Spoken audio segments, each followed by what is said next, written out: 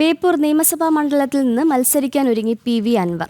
മണ്ഡലത്തിൽ അൻവർ അനൗപചാരിക പ്രചാരണം ആരംഭിച്ചു. പൊതുമരാമത്ത് വകുപ്പ് മന്ത്രിയായ പി.എ. മുഹമ്മദ് റിയാസാണ് നിലവിലെ എം.എൽ.എ. പി.വി. അൻവർ വരുന്നതോടെ മണ്ഡലത്തിൽ മത്സരം കനക്കുമെന്ന് ഉറപ്പായി. അൻവർ ബേപ്പൂരിലേക്ക് എത്തുന്നതോടെ ഇടതുകോട്ട ഇളകുമോ എന്ന ആശങ്കയിലാണ് LDF.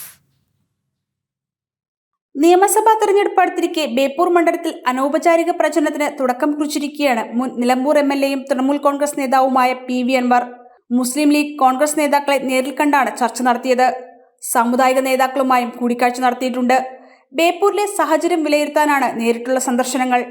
ഇതോടെ ബേപ്പൂരിലെ പി.വി. അൻവറിന്റെ സ്ഥാനാർത്ഥിത്വം ഉറപ്പായി കഴിഞ്ഞു. ഇത്തവണയും നിലവിലെ പൊതുമരാമത്ത് മന്ത്രി പി.എ. മുഹമ്മദ് റിയാസ് തന്നെയാവും ബേപ്പൂരിലെ LDF സ്ഥാനാർത്ഥി.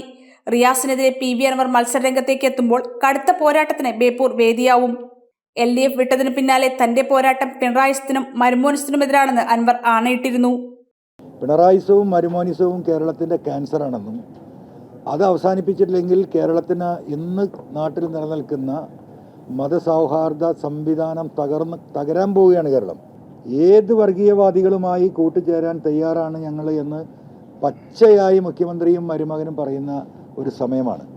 പിണറായിസത്തിൻ്റെ തിക്തഫലം തന്നെയാണ് ഇന്ന് കേരളത്തിലെ കഴിഞ്ഞ ത്രിതല തെരഞ്ഞെടുപ്പിൽ UDFനുണ്ടായ ഈ വൻ വിജയം.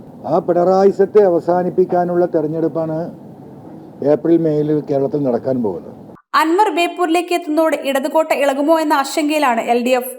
തിരിച്ചടി ഭയന്ന് മുഹമ്മദ് റിയാസിനെ മണ്ഡലം മാറ്റുന്നത് കൂടുതൽ ദോഷകരമാകുന്ന വിലയിരുത്തലാണ് CPM. അല്ല, ജനാധിപത്യത്തിൽ വോട്ടർ പട്ടികയിൽ പേരുള്ള ആർക്കും ഏത് മണ്ഡലത്തിലും മത്സരിക്കാം. അതിലൊന്നും നമ്മൾ കയറി അഭിപ്രായം പറഞ്ഞിട്ട് കാര്യമില്ല. ഇപ്പോൾ കോഴിക്കോട് ജില്ലയിൽ കഴിഞ്ഞ തവണ ലഭ്യമായ ഭൂരിപക്ഷത്തേക്കാൾ കൂടുതൽ ഭൂരിപക്ഷം നേടി LDFൻ്റെ സ്ഥാനാർത്ഥി ആരായാലും വിജയിക്കേണ്ട മണ്ഡലങ്ങളുണ്ട്. ആ മണ്ഡലങ്ങളുടെ പട്ടികയിൽ ഒന്നാണ് ബേപ്പൂർ. LDFൻ്റെ സ്ഥാനാർത്ഥി ആരാണെങ്കിൽ അൻവർ പഠിച്ച പണി 18 നോക്കുമെന്നതിനാൽ മണ്ഡലത്തിലെ വിജയം CPMന് അത്ര എളുപ്പമാകില്ല. കൂടാതെ തദ്ദേശ തെരഞ്ഞെടുപ്പിൽ ബേപ്പൂരിൽ മികച്ച മുന്നേറ്റം കാഴ്ചവെക്കാൻ NDAക്കും കഴിഞ്ഞിട്ടുണ്ട്. ഇക്കാരണത്താൽ തന്നെ തദ്ദേശ തെരഞ്ഞെടുപ്പിലെ തിരിച്ചടി ആവർത്തിക്കുമോ എന്ന ഭയവും LDFനുണ്ട്. മൂന്ന് മുന്നണികളും കടുത്ത പോരാട്ടവുമായി രംഗത്തിറങ്ങുന്നതോടെ നിയമസഭാ തെരഞ്ഞെടുപ്പിലെ ഏറ്റവും ശ്രദ്ധേയമായ മണ്ഡലമായി ബേപ്പൂർ മാറും. ജനം, കോഴിക്കോട്.